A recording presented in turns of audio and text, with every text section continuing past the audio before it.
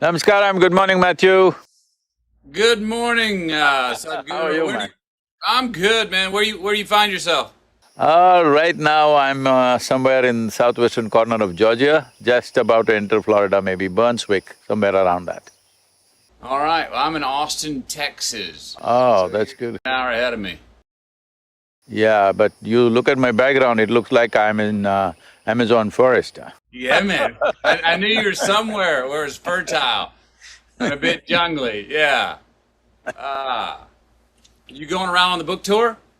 Yes, meeting people, talking, doing a little bit of, meeting people, that's it. No major events because pandemic, no assemblies, but just individual people. That's my last year.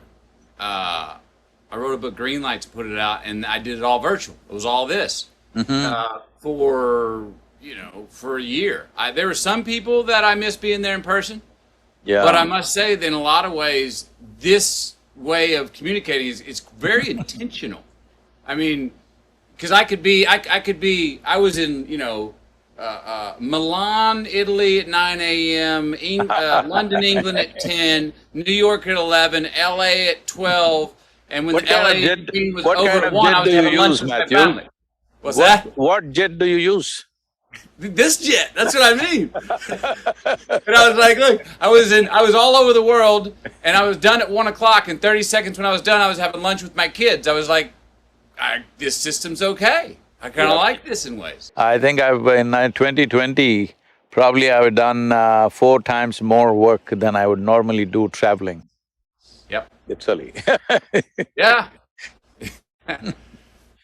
Still finding time to get on your motorcycle. Yes, but right now, this trip I'm driving a truck with a small camper, so not entering any hotels or homes, just living on the truck, cooking for myself and managing things. I've got 4 Airstreams, Uh-huh. and I'm in one of them now in my backyard, and this is what I take on the road right here, and this Okay. particular Airstream. I got something that can go off-road, a little small, not very… that way it's not big as an Airstream, but this will go where you want. Nice. Nice. Well, cool, man. I'm glad we're gonna get to talk for a little while. Say howdy. I'm glad to meet you. I got a friend of mine, Mark Benioff, who's turned me on to you. He's an Okay. avid listener of yours. Um, How's Mark? Is he in Hawaii or in California? no, he's over further west, Hawaii. Yeah, Hawaii, that's what I asked. He told me Yeah, last time he was in Hawaii. yeah, yes. He's doing good. He's the one who turned me on to you. Thank you. Yeah. Um, Let me love to ask you a few questions. We'll get some conversations about all this good stuff. Your opening on karma, and this we could spend hours talking about this because this is my juice here when we say like lift the haze of the contradictions. Let's talk about some haze lifting on the contradiction. There's a symbol to me that has meant a lot to me. It comes from the Bible, Matthew 6:22. It's the mandorla, and it's saying that, and even Ralph Waldo Emerson talks about it. We talk about future and past. We talk about heaven and hell. We talk about good and evil, and we see these contradictions that butt each other. And the mandorla covers itself and is the third eye in the middle, and says that spot is the spot of paradox. That spot is where all the truth lies. That's where all the colors of the truth lies. It's not a contradictory shade of gray and compromise. It's actually where all the good stuff is. Paradox has been very helpful for me in understanding and having a high eye, a third eye, and not being so dualistic. Let's talk about that a little bit. Can you jump on that? Yes, Matthew, what is contradictory is essentially in the psychological space of the human being. In reality, existentially, nothing is contradictory, everything is complementary to everything else. Is the day contradictory to the night? No, it is complementary. If it was all day, you wouldn't know what is night. If it's all night, you wouldn't know what is day. So essentially, human perception itself, because it is through five sense organs, it can only always perceive only a part of it. See, if I show you this part of my hand, you cannot see this part. If you see this, you cannot see this. This is the nature of all our perception. All the five senses are able to perceive only with the context, otherwise they cannot. So because of that, because we are fed with this kind of part information, our mind tends to think that everything is contradictory to everything else. Man is contradictory to woman, night is contradictory to day, light is contradictory to darkness. No, they're all complementary to each other. It is just that because our perception is so fragmented, five sense organs are made that way. These sense organs are only good for survival process. If you want to know, they are no good. They are only good to help you to survive on this planet. That you can do by perceiving things clearly through your sense perception. If you want to know life the way it is, if you want to know this phenomena of life the way it is, you have to go beyond your sense perception. In a way, the entire yogic science is all about this. Even the karma that we are talking about is all about this, because all the karmic inputs are in this sense, bits and pieces of information out of which we are trying to make something. This is like a child starting to, let us say, we give him a 1,000,000-piece jigsaw, he puts 4 pieces together and says, here I got it, this is a bear, all right? But there are 1,000,000 other pieces that you have never seen. So, looking at life in pieces through keyhole visions makes everything look like one is against the other, but in existentially nothing against anything else, because as we sit here, see, that is your body, this is my body. This is my mind, that is your mind. What you call as my body, what I call as my body is what I have accumulated is my body, what you have accumulated is your body. What I have accumulated in impressions is my mind, what you have accumulated as impressions is your mind. But there is no such thing as my life and your life. This is a living cosmos. You have gathered a little bit, I have gathered a little bit, we're enjoying that.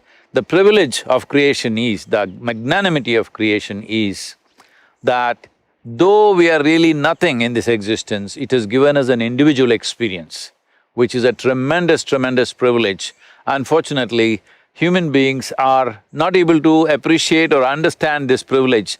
Though you are not even a speck of dust in this cosmos, you have an individual experience. You can look at it from your own end, as if you are a whole universe yourself. But if you take this individuality too seriously, everything will be contradictory. Once it's contradictory, as you get more invested in these contradictions, conflict is a natural outcome, you know. Yes, heard. You know, you said in your book, destiny is what you create for yourself, fate is when you fail to create your own destiny. I am a believer in responsibility. I heard that you don't drive through the red lights. I've run a few red lights. All right, but again, I say, you know, if for people that say, oh, it's all fate, then I always I half jokingly say, okay, then run all the red lights, see what happens. I mean, I believe that the prime mover or God, whatever, or life, that once our hands on the wheel, saying we are self-determining creatures. Don't just take the hands off and just completely, inshallah, the whole existence of going through the world. So there's a responsibility and fate, I think, and there's the fate of responsibility, and is that sort of what that line's saying? Destiny is what you create for yourself. Fate is when you fail to create your own destiny. That would be, there's a fate of responsibility. Fate is a fact in waiting. Fate is a destiny unattended. You did not attend. You did not attend to certain aspects of your life. So, they will go by the tendencies that exist within you or by the social situations that are happening around you. So, if you allow outside situations to simply happen the way they happen, largely it'll happen to all of us reasonably the same way if you're living in the same place. But destiny means you take charge of it. And though Many times we may not be able to change all the physical situations around us, still we can change the way we experience it, nobody can stop us from that. What is your life is essentially the way you experience it. What is your life is not in terms of what you have around you. What your life really is the way you experience it. And the way you experience it, or whichever way you experience it, happens within you. What happens within you, if you don't take charge of that, I think it's a wasted life. Outside situations, not always governed by us, there are too many forces around us. Everything is not determined by us. What we have outside right now, we were talking about technology. Well, if you and me existed 500 years ago or 1,000 years ago, what we could do would have been very different. So what we are doing now, let us not take too much pride in what we are doing right now, because this is a consequence of the times in which we exist. If we did exist here at 10,000 years ago, I don't know if you would have found a cave in Austin, I would have found in India. So Yeah. Yes, would have been somewhere else doing it some other way. Yeah. So what we are doing is a consequence of times, but how we experience it is entirely ours. A caveman also, there were cavemen or cavewomen who were joyful and miserable.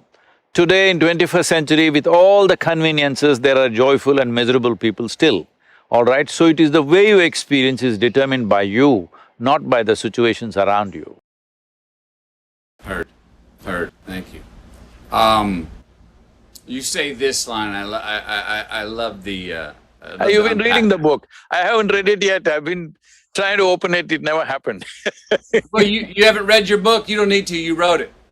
You know, I actually just got this 2 days ago. I have not had time to read the whole thing, but I've gone through it and seen some nuggets that felt like lyrics that I like, oh, I like that song.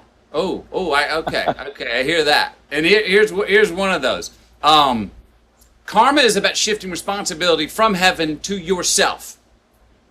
In this, you become the maker of your own destiny. Now, you just talked on that, but I want to bring up an idea that's something, and my pastor tells me I'm pushing a big rock up a tall, steep hill with this idea I've got. But as a person who likes to play with words, I do as well, I believe that we should be… I'm trying to redefine the word selfish. That being more selfish is actually being more selfless.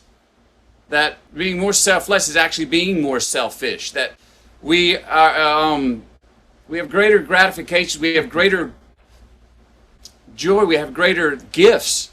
The more selfish we are, the more individualistic. Now, I know that can go out of hand, and I don't mean when it's at the expense… I don't mean selfish at the expense of excluding a lot of people or making contradictions.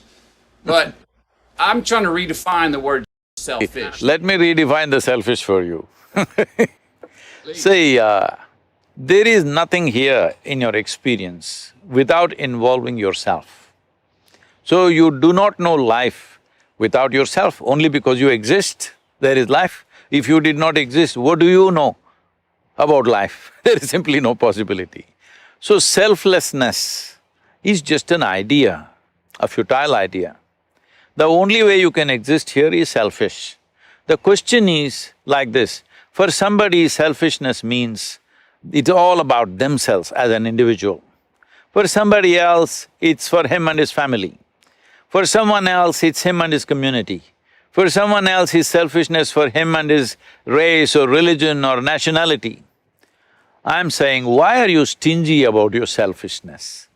Why don't you be absolutely selfish? Why don't you make your selfishness cosmic, at least global? What is it selfishness means? I want to be well, I don't care what's happening to you. Why don't you make your selfishness like this? I want every creature on this planet to be really well. And once you have set this course for yourself, it's not that you're going to solve all the problems, at least you'll be doing your best. And this is all a human being can do. That the question is only about, are you doing everything that you can do or not? Because in our lives, if we do not do what we cannot do, there is no problem. In our lives, if we do not do what we can do, we are a disaster. So my express mission is to see that every human being is doing everything that they can do with a sense of inclusiveness. Selfishness is the only way you can be inclusive. What does selfless mean? What does selfless mean? You'll stop breathing, is it? I'm saying it's just an idea which has never happened. It is just a foolish idea. There is no such thing as selfless because the very basis of your experience is self. Yes, yes, yes. Question is your selfishness inclusive or exclusive? That's all. Voila, voila. Now don't be stingy with your selfishness. Yeah. No, don't be stingy with selfishness. At least with selfishness, be generous. Yes.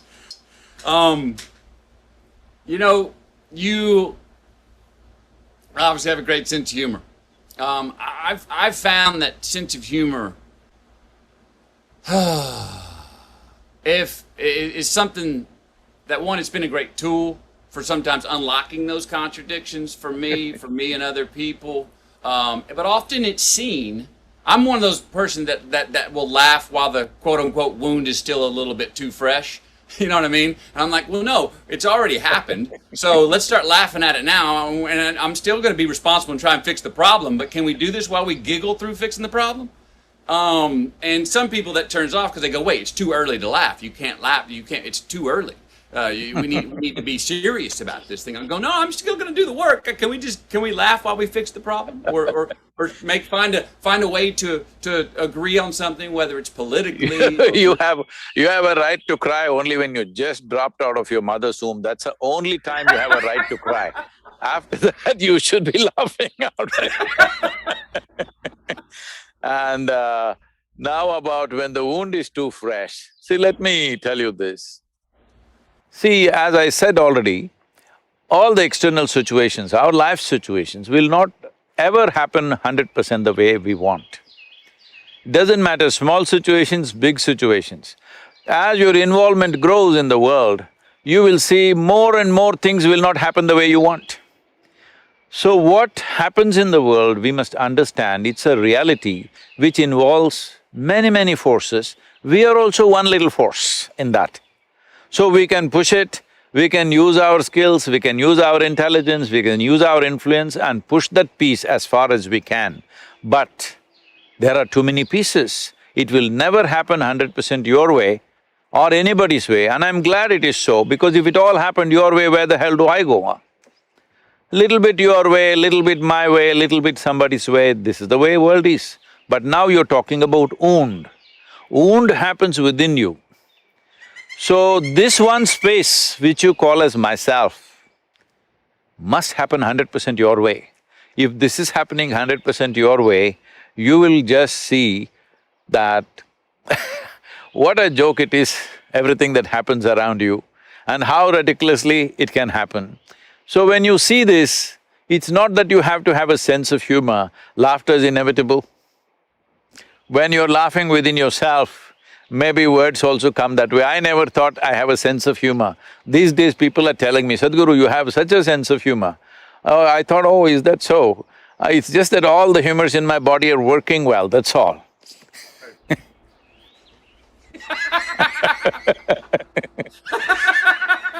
Let me tell you this. This happened, Shankaran Pillai once had a franchise for Radio Shack. I think Radio Shack is closed down now, if I'm right. Is it closed down or still on? I think they did. No, I think they did. Okay. I think you're correct. So he used to have a franchisee-ship for a Radio Shack. So one day he ordered a particular component. Looking at the catalog, he saw it is… he wanted a component which is 669 number, he ordered. And the component arrived after a few days. He looked at it and they had sent the wrong number. It was 966 they had sent. He wrote back to them and furious, you sent the wrong part. They said, just turn it around and see. Most of the time life is just that. You're seeing it one way and freaking, turn it around and see, you will laugh at the whole thing. Just flip it over, yes. Or say it back to front, what makes sense, the foot's on the other shoe. in my in writing my book, I noticed ways that I got what I wanted in life, ways I got what I was seeking, and I was very clear, even going into writing it, about there have been many things where I've engineered the success, that I have set the goal, that I said where I wanted to go and went to it and attained it as a traveler. Okay? Set goals and go get them. But I was surprised at how many times that I've found and got what I wanted or succeeded when I was looking for what I did not know what the hell I was looking for. When I was like, I'm going to go seek it. Those are the best times, huh? They're awesome. The one-way tickets, with no return ticket to go on a walkabout. Going, I don't know what I'm... You don't do walkabout in America. You need to go to Australia to do walkabout. I've done the walkabout in Australia. I've done the walkabout in Mali, Africa, and Peru, the Fugamundi. Yeah. And those times, I got what I needed. But I didn't know what I was looking for. I just put myself in a position to get rid of all the frequencies that I was having in my Western world and my busy life. I wanted to go someplace where nobody knew my name, where I didn't speak the language, where time was going to run way too slow for me until I got on time, and then all of a sudden realized that, I feel the rhythms of this place. I'm enjoying my own company. Because those trips for me, the first 12 days, I do not enjoy my own company. If you do not enjoy your own company, that means you're in bad company, obviously. Well, it takes 12 days. I had to, I think there's a value if you don't enjoy your own company to go, that's why I need to spend more time with myself then, so we can work it out, because I'm the one person that I can't get rid of, so let's work this stuff out. But after about 12 days, on around the 16th day, around the 12th day, I have a breakthrough where I'm like, okay, I've shaken off my demons, I've pulled off my talismans, I'm a naked child. And that's when all of a sudden, boom, an answer comes, and I'm light, and I've shed certain guilt, and I'm present much, and I'm not looking around the bend to see what's coming. I'm not looking over my shoulder to judge where I've been. But I guess my point is, we're all, sometimes we don't know what we're looking for, but we go find it. You talk about seeking the unknown, but to put ourselves in a place, do you think there's a value about put yourself in a place so you can hear it? Put yourself in a place so you can receive it. See, people keep coming to me and say, Sadhguru, please bless me, this should happen, that should happen. I tell them, see, my blessing is, may all your dreams not come true. They get shocked. I said, Sadhguru, why? Says, see, what can you dream of? Right now, I don't know what you're drinking, suppose it's coffee. If you have had 1 cup of coffee, maybe you will dream of a barrel of coffee. If you have $1 million, maybe you'll think of $1 billion. I'm saying all your dreams are just exaggerations of what you already know. If you go like this, you're ensuring that nothing new ever happens to you. So my blessing is, may your dreams not come true. May things that you could never dream of happen to you. If you have to be an open possibility like this, it's very important that we understand, that is why karma is important. Karma means it's the bedrock of your memory. It's the bedrock of your memory means who you are right now as a person. Matthew as a person, as a physical person, as a mental person, as an emotional person, and even as an energetic person, it is a certain volume of memory. Here there's evolutionary memory, there is genetic memory, there's articulate and inarticulate, unconscious, subconscious and conscious memories. All this memory put together, an amalgamation of this is one person called Matthew, similarly every other person. So, now do you want to stand on the stage of this memory? Let's say we see this memory like a platform. If you stand upon this, the richness of your life plays out and you can do your today's dance on that stage. But if you sink into it, it becomes like a quicksand and past just takes away people. See, most human beings just see what is it that they are suffering in their life.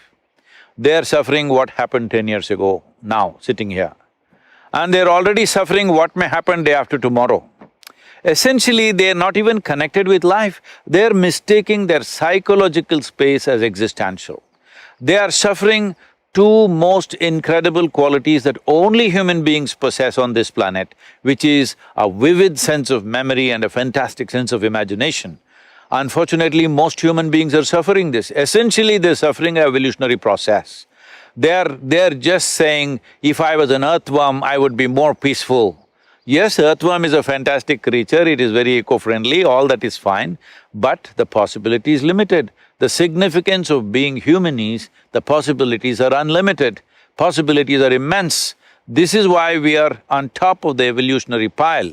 When I say on top of the evolutionary pile of all these millions of creatures which are there on this planet, well, we are trying to reduce their numbers unfortunately, but of all these millions of creatures, in terms of evolution, in terms of our neurological capabilities, perception and assimilation of what we perceive, we are on top of the world. But most human beings are not feeling on top of the world because they are sinking into the platform of their memory. This vast memory is a tremendous thing. See, otherwise today, I'm just saying, see, here I am sitting, there is an evolutionary memory in me, which tells every cell in the body, clearly speaks, this is a human being. Suppose I got fancy for dog food and started eating dog food for 3 days, will I become a dog? No, there is evolutionary memory within me which will never allow anything like that to happen.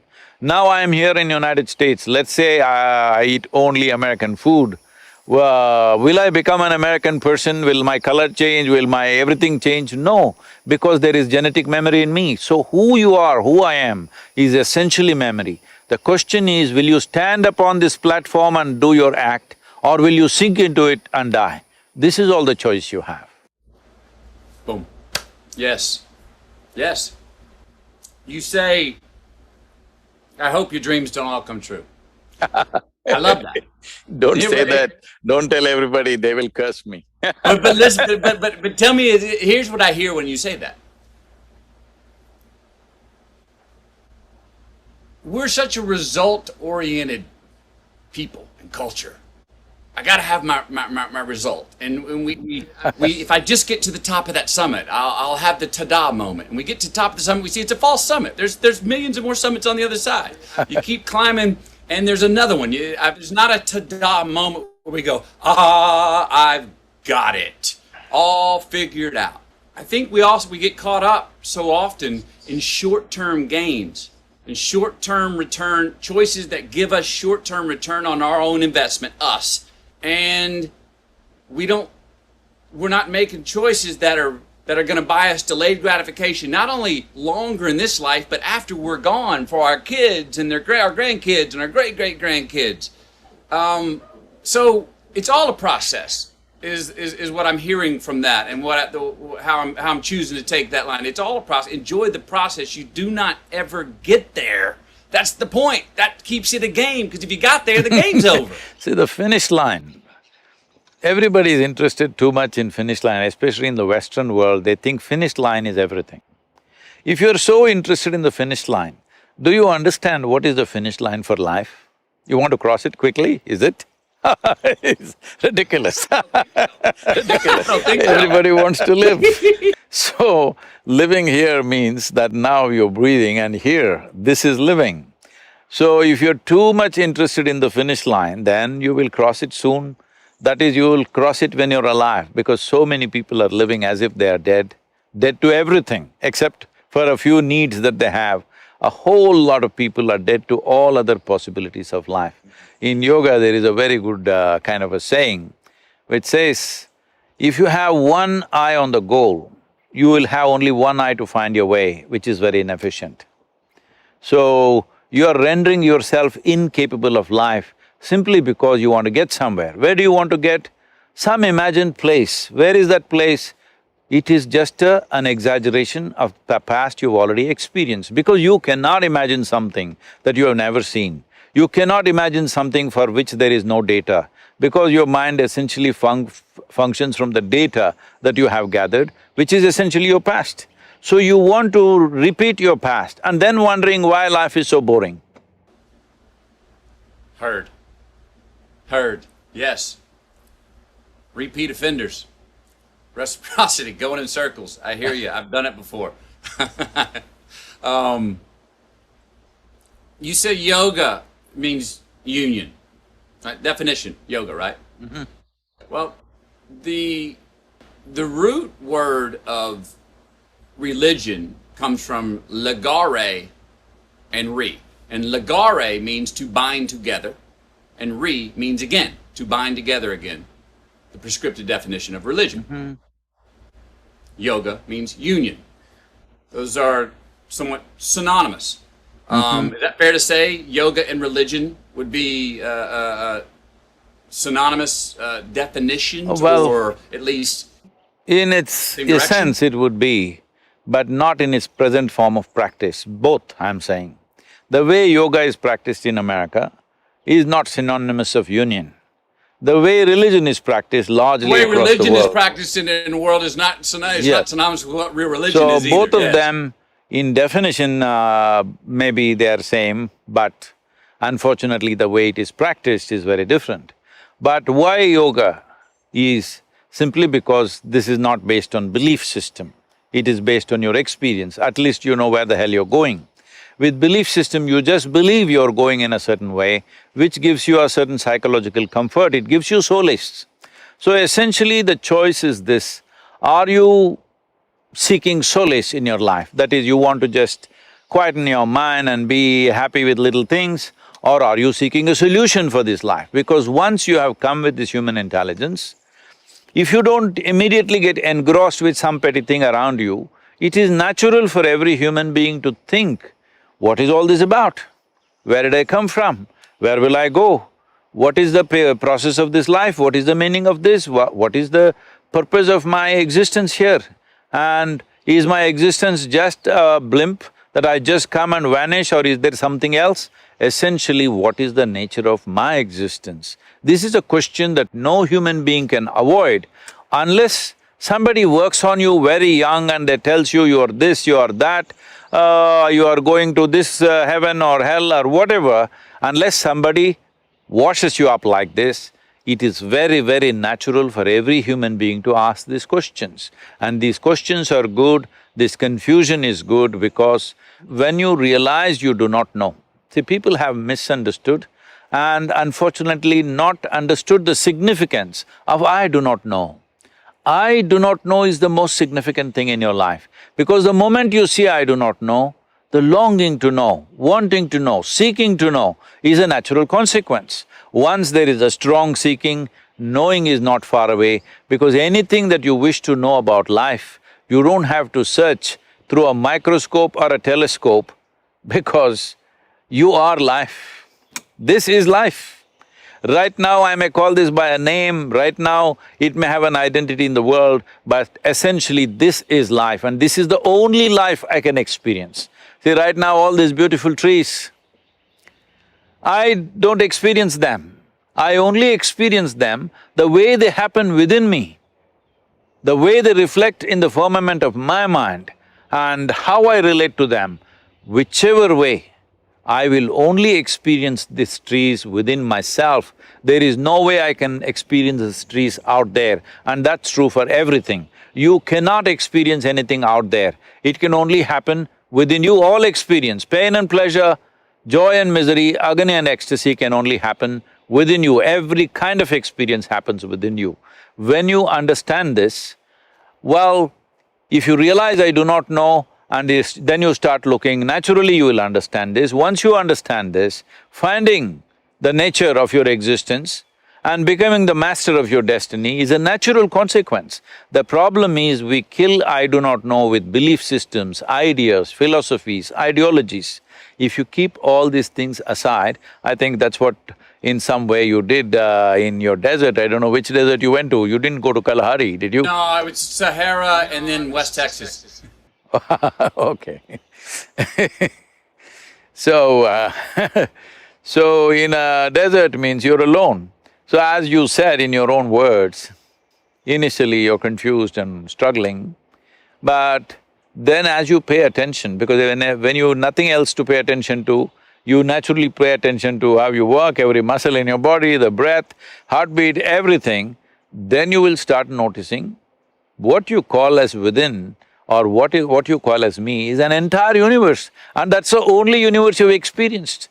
You have not experienced any other universe. The only and only universe and the only and only world that you have experienced is what has happened within you.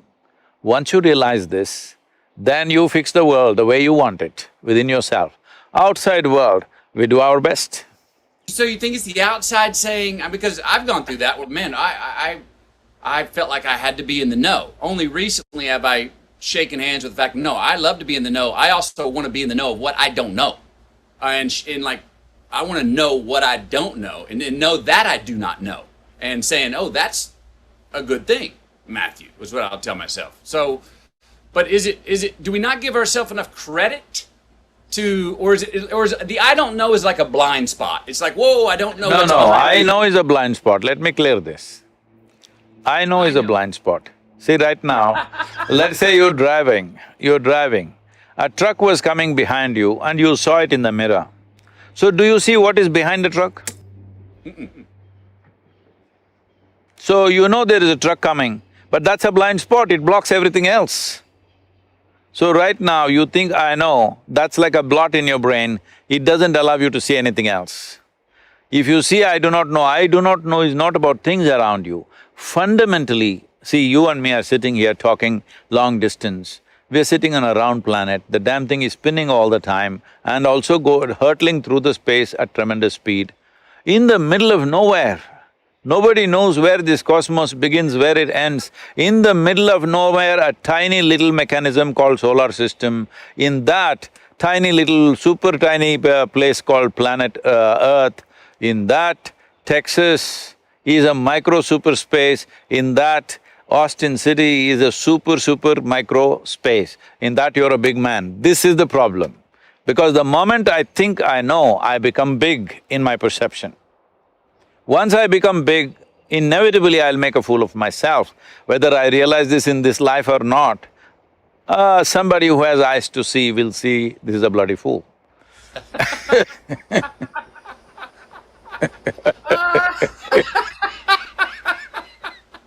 Yes, love it. I know is a blind spot. Heard. But we tell ourselves, the world tells us the opposite. That no, the self-assurance, the confidence, even if it's a false confidence, will get you, what you want. We reward that in life, in this life, in the mortal life. We reward that with money, with jobs, with even blue ribbons and gold medals sometimes. Is it an act of courage to lean into the I don't know? Is it to seek what you don't know? Is it a courageous act, or is that too much of a come from a belief system? I'm just trying to make it tangible because yes. in this, Right now, do I know you are Matthew, I wouldn't dare try the second name. McConaughey. McConaughey. Rhymes with what would Madonna say? So, so I know you're Matthew McConaughey, but do I know you? I don't know. I know you because when I see a person, I know many things that I know, I need to know to interact, to be with them and everything. But do you know some life absolutely? You do not know. So with the I do not know does not mean you are ignorant. I do not know simply means that maybe right now I'm seeing the surface, I'm always willing to look deeper and deeper and deeper. But the moment I say, oh, I know what's Matthew, he's a file in my mind, it's finished. So, I do not know does not mean that it's ignorance. See, we must understand this. See, however much knowledge you have, even if you have digested the libraries on this planet, Still what you know in this cosmic space is a minuscule. But our ignorance is boundless. So the whole yogic system always identifies with ignorance. Because if I identify with my ignorance, then whether I am awake or asleep, my intelligence is always on, it never sleeps. The moment I say I know, my intelligence goes to sleep, it gets lazy. This is essentially determining what is the quality of your life. So do not ever let your intelligence go to sleep by saying, I know something. Do you know a blade of grass? I'm asking all the top scientists on the planet. Do we really know a blade of grass? Absolutely. We do not know. As you look deeper and deeper and deeper into it, there's more and more and more to it. See, the top scientists in the world have openly saying, we not only do not know, we will never know. All right? So this is does it mean these people are ignorant people? No, they may have more knowledge than most people on the planet, but they are saying this because they have looked deep enough into life. And if you look deep enough into life, you will naturally see what you know is a minuscule, what you do not know is an endless possibility. So do you want to take away the boundless possibility because you know a spot? I don't know is not ignorance, it's an endless possibility. Ignorance is a boundless thing, knowledge is a very limited thing. Fun.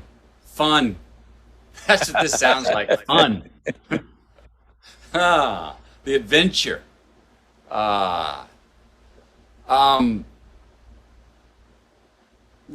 you open up your definition of expansion?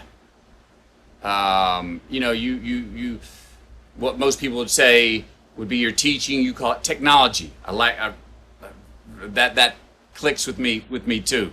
But can you open up to talk about your definition of expansion for us? Everything, right? See, before that, what you referred to as technology, why this is technology is, see, if I give you a belief system, you may believe it, you may not believe it. If I give you a teaching, you may like it, you may not like it. If you give a philosophy, you may agree with it, you may not agree with it. Now I give you a technology. All you have to do is learn to use it. Whoever learns to use it, for them it'll work, it's as simple as that. So, it doesn't matter, right now, some people were complaining when that ISIS war was going on in Syria and Iraq. In America, some people that I know were complaining, can you believe it, they're using our iPhones and doing all these attacks. I said, this is technology.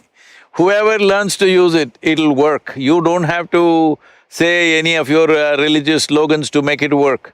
You learn to use it, it works. So this is… yoga is a technology, you just learn to use it. It doesn't matter who you are, what you believe, what you don't believe, all this doesn't matter. You just learn to use it, it will work. So what is expansion? See, word yoga means this.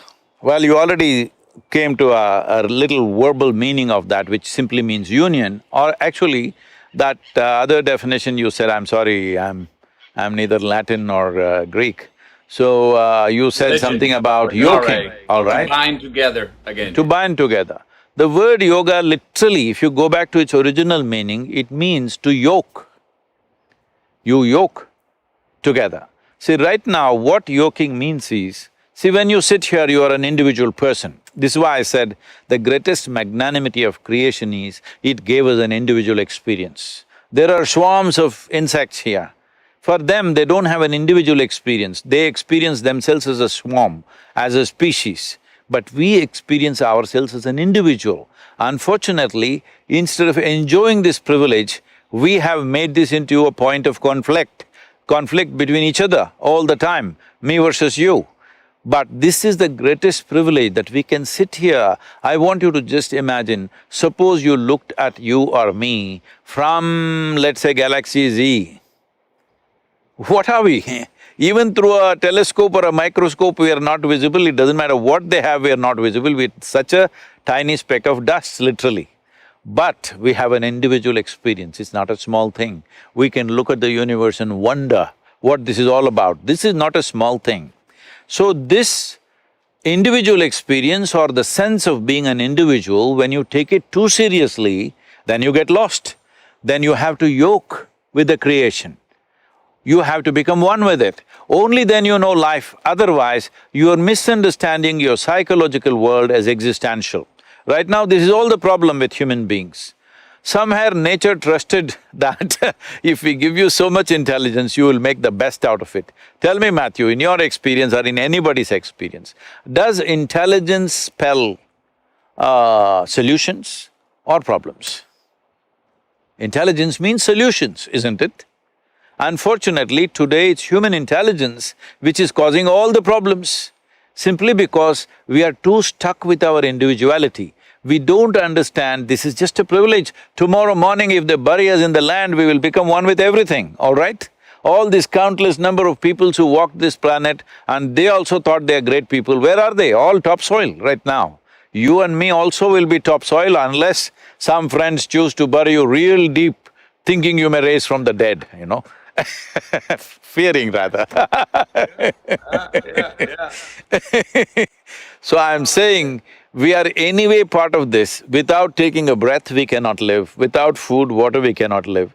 Without constant interaction, we cannot live. But we are acting like concrete block individuals. We are absolutely individual. Yoga means you obliterate the boundary of your individuality so that you experience your universality. Once you experience your universality, if I experience everything around me here, everybody around me here as a part of myself, after that, do I need any morality? Does somebody has to tell me, don't drop them, don't kill them, don't do this, don't do that? Once I've experienced something as a part of myself, with that I have no conflict. This is yoga. See, right now, for example, these 5 fingers, I have 5 more, okay, I'm only showing you 5. These 5 fingers, you also have 5, not bad. So, these 5 fingers, right now I experience them very much as a part of myself. But this is just the food I've eaten. Food I've eaten means it's just the soil that I'm walking upon right now, it's just a piece of the planet. But right now, this is very much me. In my experience, this is totally me. Now, why is this so? See, right now, there's a glass of water here. The water in this glass, is this me? No. If I drink it, will it become me? Of course. More than 70% of my body is water. So what is it that happened? All that happened was, as you have a physical body, you have a sensory body. Your sensory body is the boundaries of who you are. See, if you touch your you do this, Matthew, with your right hand, just touch your left hand. Is that you? 100%, isn't it? Touch the chair on which you're sitting, is that you? No. No, how do you know? It's just that here there are sensations, here there are no sensations. So essentially what you're saying is, what is within the boundaries of my sensation is me. What is outside the boundaries of my sensation is not me. So, the sensory body has a presence of its own. We can just do this experiment right now. Just close your eyes, just for 20 seconds, briskly rub your hands like this.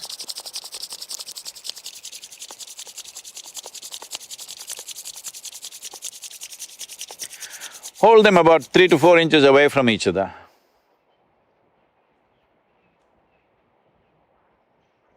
Something happening between them, isn't it? Yes. So, what is happening is just that because of exuberant movement, now your sensory body expands. So, you know why people are rubbing each other all the time? Because somebody who is not you, you begin to experience them as a part of yourself, maybe momentarily, but it happens. So right now what yoga means is, you sit here without any outside activity, just sit here and make your life energy so exuberant and active that your sensory body expands. If your sensory body expands to the size of the room in which you're sitting, you will experience everything around you as a part of yourself. If your sensory body expands like the universe, then we say you are a yogi. That means you become one with everything. Today, if you go to a yoga program, In a studio, people are calling themselves yogis, that's not what it means. It means that you obliterated the boundaries of your individuality and you became one with everything in your experience. Even if this happens for a few moments in your life, after that you are never the same again. Because everything that you see, man, woman, child, tree, animal, bird, everything, somewhere deep inside you know this is part of me. When you know this, you don't have to be driven by commandments or morals or values or ethics, no. You are running out of your humanity, the life that you are, and that's the way you should be. If your humanity is dead, then you need lot of morality. If your humanity is alive and overflowing, everything will be fine, you will do the best that is for yourself and everybody around you, and we would completely live a different life. And right now with this pandemic and everything, this becomes very essential. This is the time for us to stand up and show what kind of human beings we are. Yes. Yes. Individually. And what you just said about the individual experience is all, that's who we are, that's all we have. But the yogi is connected with the universe, all right? So the I, it's where the I meets the we. The yoke of the I and the we. Would that be fair to say? That's how I phrased it. I and the all. Is it I and the all? We means there are still multiples, all right? So all, I and the all? Yes, you are the all. Right now, I launched a whole program, an ecological program in India based on this. I saw that we had to increase the green cover in the state in which we were, which was at about 16.5% at that time, the aspiration was 33%. So I told them, see, you have to plant 114 million trees in the next 8 years.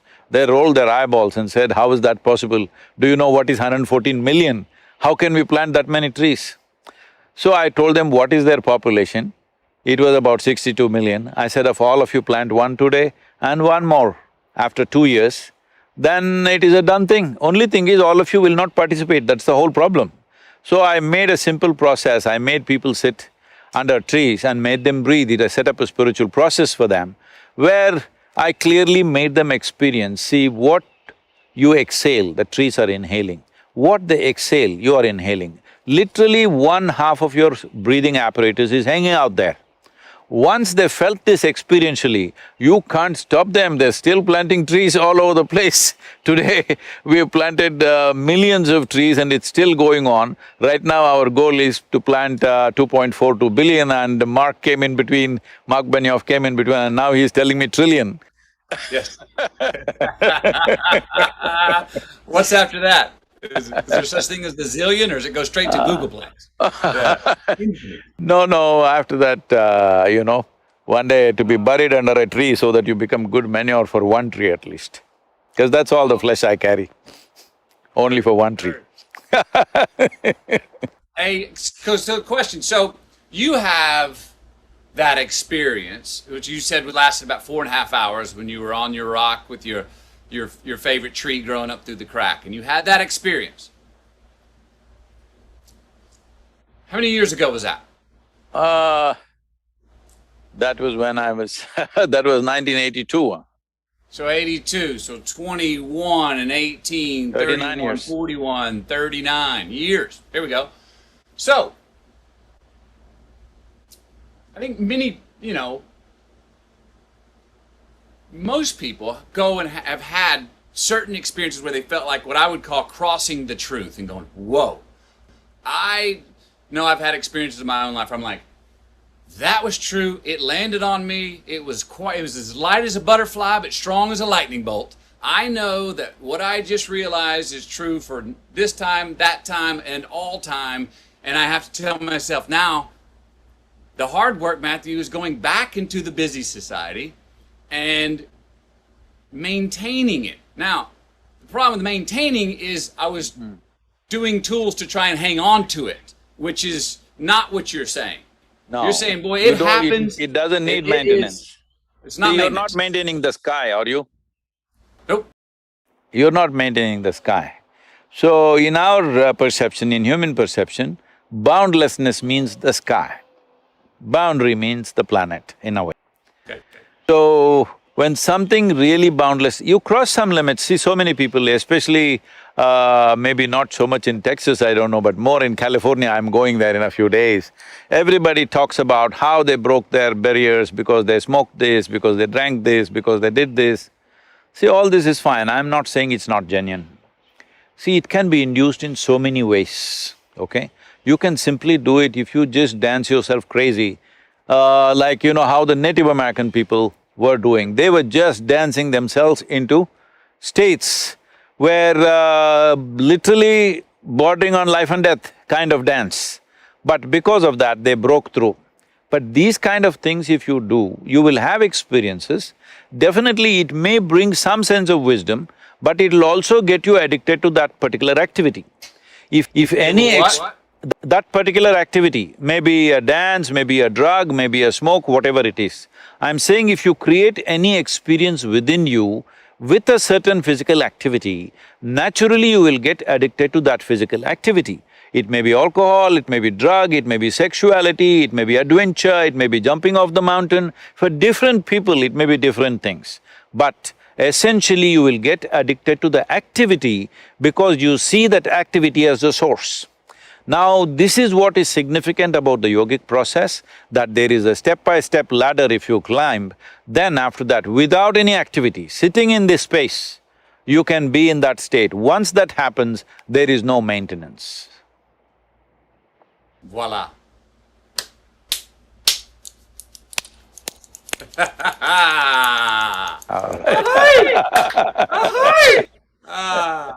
Well, beautiful. I could would love to go on talking hours, days, and hanging out, etc. I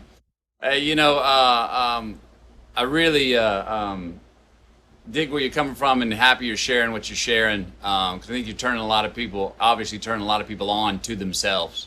Amen for that. For keeping us involved.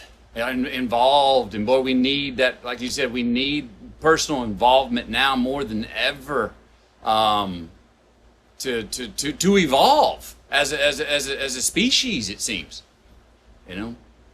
So this is a time, I'm saying, particularly in India right now, last 2 weeks have been grim, all right? It's been a very grim situation out there and still going in that direction. Well, now lockdowns, curfews, all coming, maybe it'll turn back a little bit, but we need to understand this, that we have come to a time where there are many, not mainstream scientists, there are many, other kinds of scientists who look at various things. They need not be 100% wrong or 100% right. They're talking about how this has all happened because of the biological push we have done on other creatures, whatever. This is a script for Hollywood movie, that how we pushed the biology and how all the virus sat together and planned and got at us. I'm saying not that, but I'm just saying, essentially, we have reached a point. Different generations have reached different kinds of situations, but we have come to a place, our fortune is right now, this virus, the carrier, the sole carrier is human being. Earlier, we've had this kind of pandemics or epidemics where carriers were mice, birds, mosquitoes, other kinds of things, we couldn't stop them. What we were thinking of in our mind at that time is how to completely eliminate all the mice on the planet, how to get rid of the mosquitoes, absolutely, genocide. We were planning genocides on them. But right now it is us, we are the carriers. You can see this as a great blessing and a great curse. If you would see it as a blessing if you are a conscious human being. Because if all of us across the world, I know this is right now an utopian thing, if all of us had the sense to 14 days, just be with 2-3 people that we are and not meet anybody for 14 days, the pandemic is largely over, all right? But we won't do that. We need a haircut, we need to go to the pub, we need to do this, somebody needs to go to the temple, somebody needs to go to the bar. Everybody has all this because we are such compulsive creatures right now. The significance of being human is, there's nothing big about us except that we can conduct the same things that the animals do consciously. We eat, we sleep, we copulate, we die, all right? The question is, If we do it consciously, it looks human. If you do it compulsively, it looks animalistic. So right now, this is the time for us to exhibit how conscious we are. As a generation of people, what sort of people are we? Simple commitment, I will make sure I am not infected. But if it so happens I'm infected, I will ensure it will not go to one more person. This much commitment if we take, it's over. It's a small, short-term inconvenience for long-term freedom. And also, we are too committed to our lifestyles, we are not committed to our life. We think our lifestyles is life. No, lifestyles is a consequence of time, in the times we are in which we are living. Life is the real thing. So right now, focus on life, that this life should not be put to risk, no other life should be put to risk. Lifestyle doesn't matter, you can make your lifestyle differently, what is the big deal? Yeah, I'm driving and sleeping in a truck, so I've changed my lifestyle completely. I hear you. Oh, I hear you. Great talking to you. Thank you, Matthew. Today. I look forward Wonderful. to our next time. Yeah, I hope to catch thank you up for the somewhere. wisdom, the laughter and all. I hope you have a great road trip and keep enjoying yourself out there, getting off road, and we'll talk to you next time wherever Yep. you are. or I'm in crossing person. Texas, keep the cowboys off me, huh? Oh, come on, you'll fit right in here. Come on in. Howdy. It's about 974 miles east to west. Come on through, man. Stop wherever you want. Hospitable state. We'd love to have you. Let me know when you come. Yes, thank you. Sadhguru, Matthew. appreciate it. Yes, Wonderful. sir.